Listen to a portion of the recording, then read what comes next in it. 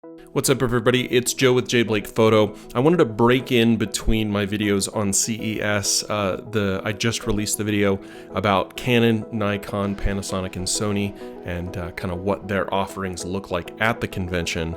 And probably tomorrow I'll be posting my video from the DJI booth. A lot of people very interested in the Osmo Pocket, but I've been getting a lot of comments and a lot of communications from you about the new Canon 7D Mark III, or what we all think the Canon 7D Mark III is going to be. So I wanted to put a little bit of time aside. I thought it would be important to talk about it. So let's do that.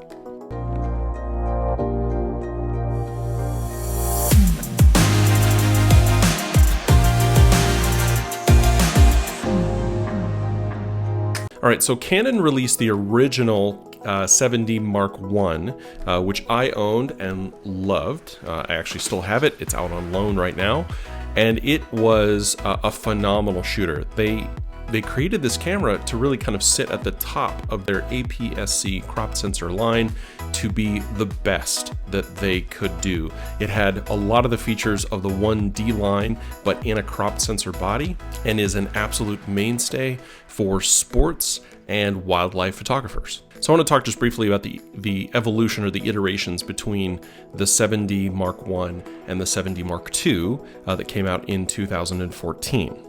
So we can kind of see the difference between what Canon was doing in 2009 and what they were doing in 2014.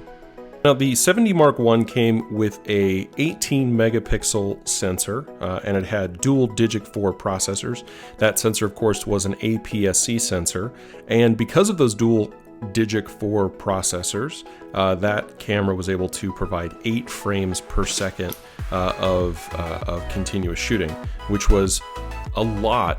That's a lot of shooting for a camera in 2009, for a digital camera shooting 18 megapixels in 2000. It shot full 1080p video up to 30 frames a second. It also shot 720p at 60 frames a second. It had 19 cross-type autofocus points, and it had a maximum ISO of 6400. You could expand that, but honestly, having used that camera, I would say anything over 3200 ISO was pretty bad and didn't really give you a lot. There was a lot of work you had to do in post to get those images to be usable, even shooting in RAW. All right, so we fast forward 5 years and we get the Canon 7D Mark II, which came with an upgrade to almost every specification. So it went from an 18 megapixel sensor to a 20 megapixel sensor. It expanded its ISO capabilities up to 16,000, significantly improving its low light performance. It had dual Digic 6 processors, which gave it a frame rate of 10, so you're able to do 10 frames per second. And it had a gigantic buffer, something like 25 or 30 RAW files in that buffer at one time. It went from 19 cross-type autofocus points to 65 cross-type autofocus points, and had the dual pixel AF CMOS technology for autofocus using live view and using video. It also still shot 1080p, although at this point up to 60 frames per second, and still had that APS-C crop sensor on board. In 2014, this was a phenomenal camera. This was a fast camera. This is still a fast camera for really anything that isn't a mirrorless body. It really does a phenomenal job. I got to hold on to it a couple of days ago at CES, and really I was very impressed. I love the way that it held, and I love the way that it shot. Very, very satisfying. So now, with that out of the way, we're talking about kind of where we come from. Now we can talk a little bit about where we are going. So the Canon 7D Mark II has been discontinued. It was discontinued in October of last year, and so far there has been no replacement. From a price point perspective, you know, you have the 80D, you have the 6D Mark II, you have the new Canon EOS R.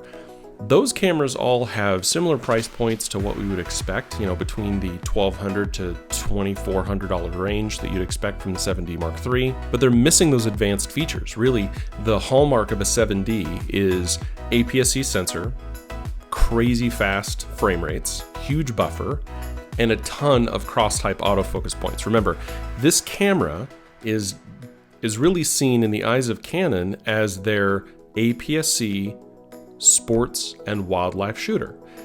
They see video as a secondary for this camera, which is why I'm not really 100% sure that it's going to get 4K video or any of those additional video features. So let's talk about what we know.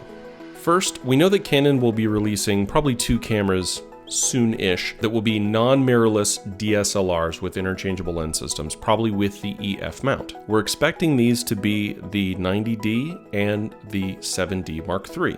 We don't know which one's going to get which specifications or what the price point will be for either of those, but what we do know is that there's also some regulatory filings out here for some advanced Wi-Fi chips. So they're probably putting some faster Wi-Fi, Bluetooth, and NFC modules in whatever this camera ends up being. I would expect that to go into the 7D Mark III. The other thing that we know for sure, Canon executives have recently said that they are working on additional mirrorless cameras in the R line, and that the first area that they're going to be looking to replace cameras is probably going to be in their value lineup. The only other thing that we've heard really from Canon is that they're planning on 8K DSLR body. I'm pretty sure we can assume that that is not going to be the 7D Mark III. It's not going to be shooting 8K. You're probably going to get that out of a video version of the 1DX. The thing is though, they already sell a 1DX that's designed specifically for video, and it's called the 1DC. It's their cinema edition of the 1D line. Apparently my MacBook has decided that it's going to blast off into space. But that's it. That's all we really know. We know that they've got a body in the works. We know that they're going to be working on mid-tier mirrorless bodies. We know that they're working on mid-range and low-end mirrorless bodies. And we know that they've filed for regulatory approval for some updated wireless components inside their DSLRs. That's all we know. So as of today, if there's anything else that you've heard, it was a lie. It was clickbait, and I hope you didn't get your hopes up. There have been videos going back to the spring of last year and earlier that have talked about leaks and specs, and I know a guy and this guy's got it in his hands and Canon said they're making it. Well, in the meantime, we got a couple of updated cameras and lenses, and we got the EOS R line with an entirely new mount and a whole new system, which Canon now says is the future of their line. So can we really trust anything that we heard in February of 2018? So the point of making this video is I wanted to tell everybody, here's where we were, here's where we are, and here's where we think we're going to be. Here's what we know about where we're going to be. We really don't know much at all. I see a lot of people posting on social media, on my channel, in comments saying they want a 7D Mark III, they want it to be mirrorless, and they want all these features. Call me crazy, but if we do see a 7D Mark III, whether it's mirrorless or not, in the next 12 to 18 months, I can bet you money that it will not be an over-the-top upgrade from what we've already seen. If it does have 4K, it will be significantly limited and cropped, just like the EOS R. They're not going to sell you a less expensive camera that does more than their current top-of-the-line mirrorless, and definitely not more than their top-of-the-line DSLR with a full-frame sensor. So logic tells us we can expect a couple of things, but I'm just going to throw it out here. So I think we're going to end up with 24 megapixels. I think you're going to see about 12 frames per second. Now, if it's a mirrorless version, that could go up as high as 20, depending on the amount of buffering technology that they're putting into the camera.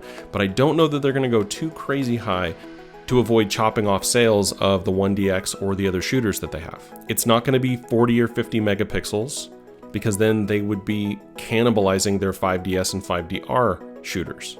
So I really do think that we're going to see somewhere between 12 and 20, maybe 16 frames per second. I think we're going to see an ISO boost, probably up to 51,000 or so. I think that's where you're really going to see the marketing. I think when they push out this camera, they're going to say, not only is it super fast, but it also has amazing low light performance. Because again, this is a sports and wildlife shooting camera. That's what this camera is for. And then you'll see the 60 to 80, maybe up to 90 cross-type autofocusing points. If it is mirrorless, you'll get, the 200, 300 cross-type points.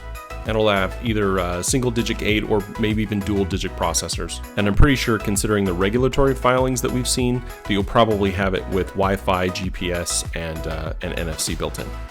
That'll be another big feature play. And it's probably going to price out at $17, $18.99. The things that I've learned, and the reason that I wanted to make this video, was to explain, number one, don't read everything you see on the internet. If someone says that someone said that someone said, look into it. Find out where that information is. Half the time they're just doing it because they want you to click on their video or their blog post or whatever it is to get you to think that something's about to happen for them to get views. Now, I'm guilty of this like anyone else. I'm making this video because I know that a lot of people are probably going to watch it. And I'm trying to take this as an opportunity to say, I'm not gonna lie to you. But it doesn't look like what the internet is saying right now about this particular camera is true. So ask questions, dig deep. The other reason that I wanted to make this video is because I'm always asking myself, for the people who are super interested in this camera, or really any new camera, or new mirrorless, or anything coming out from any of the manufacturers, are you interested in it because you want to buy it? Or are you just interested in it because new is great? I love theory craft, I love prognostication, I love trying to figure out what's going to be out there, but at the end of the day, I think my time is better spent taking the gear that I have, learning how to use it more, become better with it, and just getting out there and shooting. So don't worry about what's coming, just get out there and shoot. But we're all shooting different stuff, so I want to ask you a question. In the comments, tell me, what is the most important feature that you're looking for in a new camera? Is it 4K? Is it a super high burst rate? Is it a big sensor with huge pixels that can soak up all that light for low light performance? Let me know in the comments. I'd be curious to find out, and I love talking with all of you in the comments. Thank you so much for all the support and positive vibes that I've been getting from you guys on YouTube. Thank you so much. I've been having so much fun. Don't forget to hit the subscribe button and go ahead and like this video. It lets YouTube know that this is in fact what you were looking for when you typed in that search term or when you clicked on that video thumbnail, and it just helps me out a lot. I'm going to continue doing my best to come out with informative videos, both about news and happenings in the industry, reviews of new products, and lessons on how to do new things to make your stuff better. Because I'm right here learning with you along the way. Thanks again, and I will see you in the next video.